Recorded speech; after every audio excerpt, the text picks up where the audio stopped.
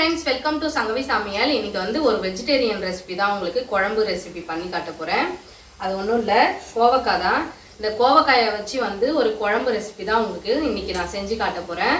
இது வந்து பார்த்திங்கன்னா சாப்பிடாதவங்க கூட சாப்பிடுவாங்க. நம்ம கத்திரிக்காய் காரக்குழம்புலாம் எந்த மாதிரி வைக்கிறோமோ அதே மாதிரி தான் இது சூப்பராக செய்யலாம். சாப்பிடாத குழந்தைங்க கோவக்காய்லாம் நிறைய பேர் சாப்பிட மாட்டாங்க. ஆனால் நீங்கள் இந்த மெத்தடில் வந்து குழம்பு மாதிரி பண்ணி கொடுத்தீங்கன்னா, யூஸ்வலாக நம்ம பொரியல் தான் செய்வோம். ஆனால் இந்த மாதிரி செஞ்சு பாருங்க, சூப்பராக இருக்கும். இப்போ வாங்க நம்ம அந்த கோவக்காய் குழம்பு எப்படி பண்ணுறதுன்னு பார்க்கலாம். இப்போ இந்த கோவக்காய் குழம்பு செய்யறதுக்கு தேவையான அளவுக்கு நான் கொஞ்சமாக தான் எடுத்திருக்கேன் கோவக்காய். இது வந்து பார்த்தீங்கன்னா நீங்கள் வந்து இந்த மாதிரி முழுசாகவும் போட்டுக்கலாம். அப்படி இல்லைன்னா இந்த மாதிரி நம்ம கத்திரிக்காய்லாம் வந்து காரக்குழம்பு பண்ணும்போது பண்ணுவோம் இல்லையா, அது மாதிரி கூட நீங்கள் இந்த மாதிரி கட் பண்ணிக்கலாம். இப்போ நான் இன்னைக்கு வந்து இவ்வளோதான் எடுத்திருக்கிறேன். அதுக்கு தேவையான பொருள் பார்த்தீங்கன்னா ஒரு பெரிய வெங்காயம், ஒரு 4 வந்து ஒரு சின்ன வெங்காயம் வந்து இந்த மாதிரி வந்து வச்சிருக்கிறேன். கருவேப்பிலை, பூண்டு வந்து பாத்தீங்கன்னா கொஞ்சமா ஒரு 4 பல்லு நச்சு வச்சிருக்கேன், ஒரு 4 பல்லு முழுசா போடுறேன். சமையல் கடையில வந்து பாத்தீங்கன்னா ஒரு சின்ன சின்ன நுணுக்கங்கள் தான் இது மாதிரி பண்ணும்போது டேஸ்டா இருக்கும். அதுக்கு அடுத்தது ஒரு தக்காளி வந்து அப்படியே கட் பண்ணி வச்சிருக்கேன். ஒரு தக்காளி வந்து மிக்சியில போட்டு இந்த மாதிரி பேஸ்டா அடிச்சு வச்சிருக்கிறேன். அதுக்கு அடுத்து தாளிப்புக்கு எண்ணெய், அதுக்கு அடுத்து கடுகு, வெந்தயம், மிளகாய்த்தூள், மஞ்சத்தூள், அதுக்கு அடுத்தது உப்பு, அதுக்கு அடுத்துதான் பாத்தீங்கன்னா புளி ஒரு லெமன் சைஸ் அளவுக்கு நான் இங்க வந்து ஊற போட்டு வச்சிருக்கேன். இப்ப குழம்பு தாளிக்கிறதுக்கு முன்னாடி நம்ம எடுத்து வச்சிருக்க கோவக்காயை வந்து ஃபர்ஸ்ட் ஃப்ரை பண்ணி வச்சிடலாம். கடாயில கொஞ்சமா எண்ணெய் சேர்த்தா போதும். நம்ம வெண்டைக்காய் குழம்புலாம் பண்றதுக்கு ஃபர்ஸ்ட் வெண்டைக்காயை வந்து ஃப்ரை பண்ணுவோம் இல்லையா, அதே மெத்தட் தான். இது வந்து அப்படியே போட்டீங்கன்னா கொஞ்சம் சாஃப்டா ஒரு மாதிரியா இருக்கும். நீங்க புளிப்பு தன்மை மாதிரி ஒரு சில பழம் வந்து சில காய் வந்து கொஞ்சம் பழுத்த மாதிரி இருந்துச்சுன்னா அந்த மாதிரி புளிப்பு தட்டும். நீங்க இந்த மாதிரி ஃப்ரை பண்ணீங்கன்னா புளிப்பு தட்டாது, நல்லா இருக்கும்.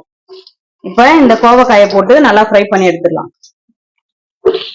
ஒரு அரை வேக்காடு மட்டும் வதக்கி எடுத்துக்கணும், அவ்வளவுதான். லைட்டா வெந்தா போதும் இது, ஏன்னா நம்ம திரும்ப வந்து குழம்புல சேர்ப்போம். அதனால இது ஒரு எண்ணெய் கத்திரிக்காய் மெத்தட் மாதிரி தான். நீங்க இது மாதிரி ட்ரை பண்ணி பாருங்க. கோவக்காய் வந்து நிறைய பேர் பொரியல் தான் பண்ணிருப்பாங்க, ஆனா குழம்பு வச்சு சாப்பிட்டு பாருங்க, நல்லா இருக்கும். இப்ப இது அப்படியே வந்து சிம்ல வச்சு அப்படியே இது குக் ஆகட்டும். இப்ப இந்த கோவக்காய்க்கு லைட்டா வந்து சால்ட் சேர்த்துக்கலாம். கொஞ்சமா ஒரு பிஞ்ச் மட்டும் இப்படி எடுத்து இப்படி லைட்டா ஸ்ப்ரிங்கிள் பண்ணிடுங்க. ஏன்னா குழம்புல வந்து நம்ம மிளகாய்த்தூள் உப்பு எல்லாம் சேர்த்துருவோம். இதுக்கு கொஞ்சம் லைட்டா வந்து ஒரு டேஸ்டுக்காக இது அப்படியே ஃப்ரை ஆகட்டும். இப்ப நம்ம வாங்க இப்ப குழம்பு எப்படி செய்யறது அப்படின்றது பாத்துடலாம். இப்ப இன்னைக்கு வந்து பாத்தீங்கன்னா நான் இந்த மாதிரி மண் சட்டி தான் எடுத்திருக்கிறேன். இப்போ இதுலதான் நான் செய்ய போறேன். இப்ப நம்ம தேவையான அளவுக்கு எண்ணெய் ஊத்திக்கலாம். நான் கடலை எண்ணெயில செய்யறேன். உங்களுக்கு நீங்க எந்த ஆயில் யூஸ் பண்ணுவீங்களோ அது மாதிரி செஞ்சுக்கோங்க. இப்ப எண்ணெய் நல்லா காஞ்சிருச்சு, கடுகு சேர்த்துக்கலாம். இப்ப கடுகு பொரிஞ்சிருச்சு, கொஞ்சமா வெந்தயம் சேர்த்துக்கலாம். வெந்தயம் வந்து கொஞ்சமாவே சேர்த்துக்கோங்க. இப்ப இதுக்குள்ளே வந்து வெந்தயம் கருகாம இருக்கணும், அதனால வெங்காயம் சேர்த்துடலாம். நான் சின்ன வெங்காயமும் இந்த பெரிய வெங்காயமும் ஒரே டைம்ல சேர்த்துக்கிறேன். சமையல் செய்யும் போது ஒரு சமையல் வந்து ஒரு கலன்னு சொன்னேன் இல்லைங்களா, அது எப்படின்னா வந்து பாத்தீங்கன்னா நீங்க எல்லா சமையல்லுமே வந்து பாத்தீங்கன்னா ஒரு 4 சின்ன வெங்காயமும் ஒரு பெரிய வெங்காயமும் செய்யுங்க. இல்ல முடிஞ்சா வந்து சின்ன வெங்காயம் யூஸ் பண்ணி மட்டும் செஞ்சு பாருங்க. சின்ன வெங்காயம் வந்து பாத்தீங்கன்னா ரேட்டு கூட இருக்கும்போது கொஞ்சம் கம்மியா சேர்த்துக்கோங்க. ஏன்னா எல்லாம் வாங்க முடியாது இல்லையா, அதனால வந்து நம்ம ஆல்டர்னேட் பண்ணி அந்த மாதிரி செஞ்சுக்கலாம். ஆனா டேஸ்ட் வந்து பாத்தீங்கன்னா சூப்பரா இருக்கும். இது வந்து பாத்தீங்கன்னா பெருசு பெருசா இருந்தது, நான் 2 வந்து கட் பண்ணி போட்டிருக்கேன், அவ்வளவுதான், சாப் பண்ணாம. சின்ன சின்ன விஷயம் தான், ஆனா அதோட டேஸ்ட் வந்து பாத்தீங்கன்னா பெரிய லெவல்ல இருக்கும். இப்ப பூண்டு நான் சொன்னேன் இல்லையா ஃபர்ஸ்ட் காட்டும் போதே, ஒரு 6 பல்லு பூண்டு எடுக்கிறீங்கன்னா அதுல 3 பல்லு வந்து நச்சுக்கி எடுத்துக்கோங்க இடிச்சு.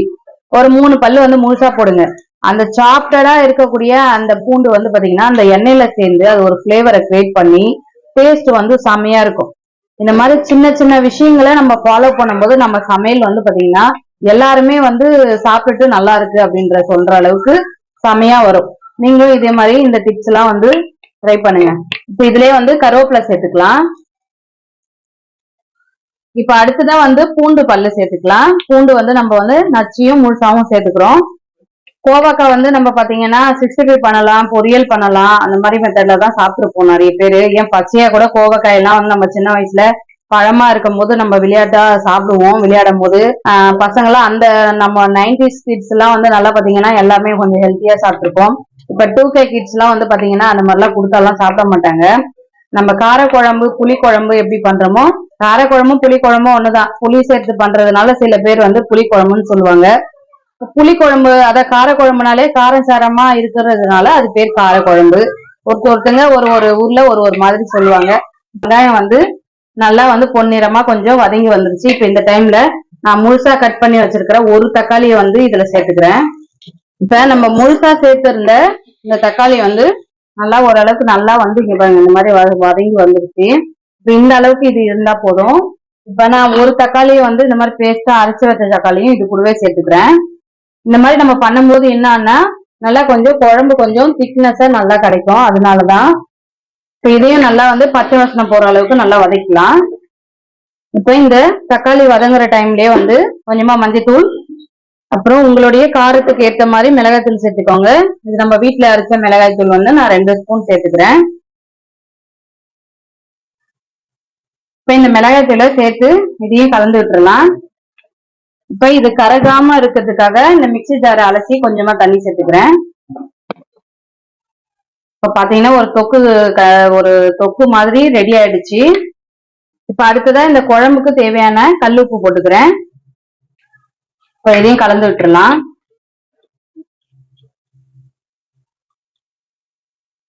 இப்ப இந்த மாதிரி ரெடி ஆயிடுச்சு. இதுல வந்து பாத்தீங்கன்னா நம்ம புளி தண்ணி சேர்த்துக்கலாம். இந்த மாதிரி நல்லா வதங்கி பச்சை வாசனை போனதுக்கு அப்புறம் இந்த மாதிரி தேன் மாதிரி இருக்கணும், நல்லா தொக்கு மாதிரி. இப்ப இந்த டைம்ல மட்டும் தான் நீங்க புளி சேர்க்கணும். அப்பதான் கொஞ்சம் நல்லா திக்னஸா சூப்பரா வரும். இப்ப முதல்ல நான் காமிச்ச மாதிரி ஒரு லெமன் சைஸ் புளி எடுத்திருக்கேன். இப்ப அதை ஊத்திக்கலாம். புளி வந்து ஒரு மீடியமா சேர்த்தா போதும், ரொம்ப அதிகமா சேர்க்க தேவையில்ல.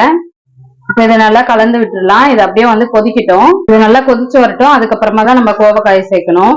இப்ப குழம்பு வந்து பாத்தீங்கன்னா இந்த மாதிரி நல்லா தேன் மாதிரி கொதிச்சு இந்த மாதிரி சுண்டி வந்திருக்கு. இப்ப இதுக்கப்புறமா வந்து நம்ம முக்காவாசி நம்ம இதுலயே வந்து நல்லா வெந்திருக்கோம். கோவக்காய் வந்து ஃப்ரை பண்ணதுலயே இப்போ ஒரு காவாசி தான் வந்து வெந்து வரணும். இப்ப இதையும் இதுலயே சேர்த்துக்கலாம்.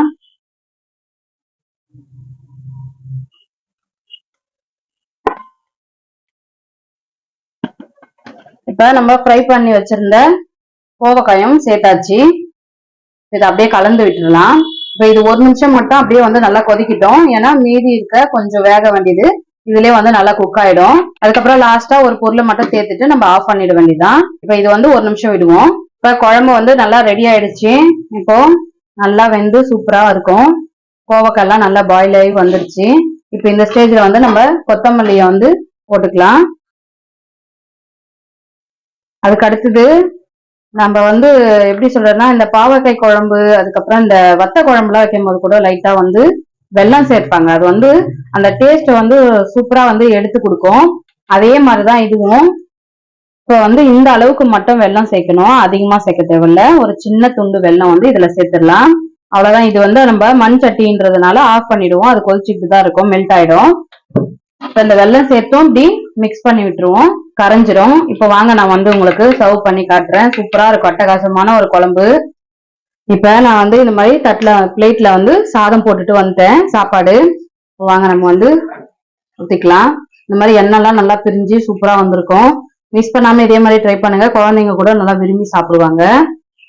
இது வந்து கத்திரிக்காய் மாதிரியே தான் நம்மளுக்கு வந்து காரக்குழம்பு, கத்திரிக்காய் காரக்குழம்புலாம் அதே மாதிரியான ஒரு டேஸ்ட்ல தான் இருக்கும்.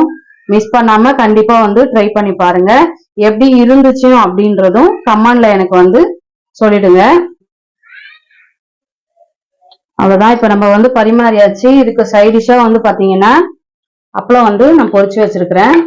உங்களுக்கு வத்தல் அந்த மாதிரி கூட நீங்க வந்து காம்பினேஷனா வந்து சாப்பிடலாம். இதே மாதிரியே கண்டிப்பா ட்ரை பண்ணி பாருங்க, நான் சொன்ன மெத்தட்லயே. இந்த வீடியோ பிடிச்சிருந்தா லைக் பண்ணுங்க, ஷேர் பண்ணுங்க, கமெண்ட் பண்ணுங்க. நம்ம சேனலுக்கு சப்ஸ்கிரைப் பண்ணி சப்போர்ட் கொடுங்க. Bye friends.